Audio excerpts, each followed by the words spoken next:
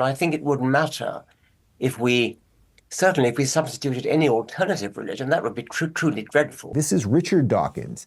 Richard Dawkins is probably the world's most outspoken atheist. Maybe Sam Harris is there, but Richard Dawkins is certainly in the top two most outspoken atheists. And he is now coming around to realizing that he is pretty darn lucky that he lives in a Christian country. Take a look.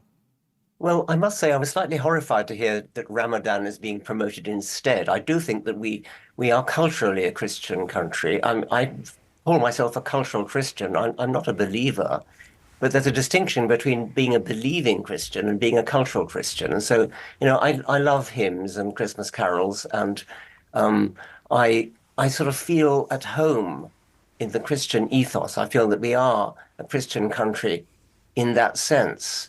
It's true that statistically, the number of people who actually believe in Christianity is going down, and I'm happy with that.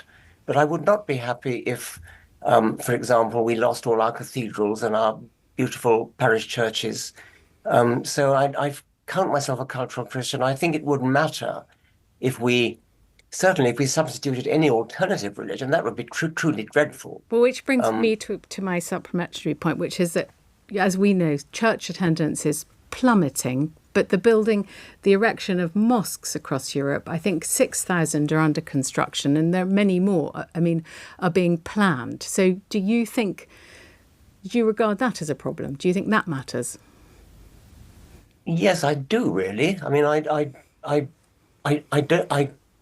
have to choose my words carefully. I mean, if I had to choose between Christianity and Islam, I choose Christianity every single time. I mean, it seems to me to be a fundamentally decent religion, in a way that I think Islam is not.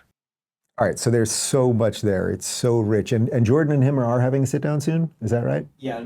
Yeah, so Jordan and Dawkins will be having a sit down. If you didn't see my interview, I interviewed Dawkins at the 92nd Street Y in New York a couple of years ago. You can find that across channels. But there's so much interesting there because you have a non-believer saying, in essence, what he's saying is, thank God I live in a Christian country, because within a Christian country, basically it allows me to live my liberal life. And I would say maybe the better way to describe this would be that you sort of want someone who's Christian on the streets, liberal in the sheets, right? Like that's what he wants. He wants to live his life. He's not a believer. He's also happy that less people are becoming believers and there's less attendance at churches, while at the same time he's going, but the institutions that the things that bring people to those things are the things that are giving me the freedom. So I think he's a little muddled in his thinking, but I think Christian societies have allowed for classical liberalism. They have allowed for the layer of people to live differently, right? That's baked into the code of Christianity. Also, interestingly, when she brought up the thing about Islam there, Mehdi Hassan, who used to be a MSNBC host, he was fired a couple months ago, and he's awful, absolutely awful. He retweeted that clip and called him a Islamophobe. And it's like, he's not an Islamophobe. There are, 50 some odd Muslim majority countries. How's it going for atheists in those countries? So it's not Islamophobic to say that as an atheist, that you'd rather live in a Christian country. Of course you would. As a gay person, would you rather live in a Christian country? Of course you would, even if it doesn't allow for gay marriage. They're not going to behead you and stone you and throw you off roofs. So that is not a phobia is an irrational fear. He is a well-known atheist.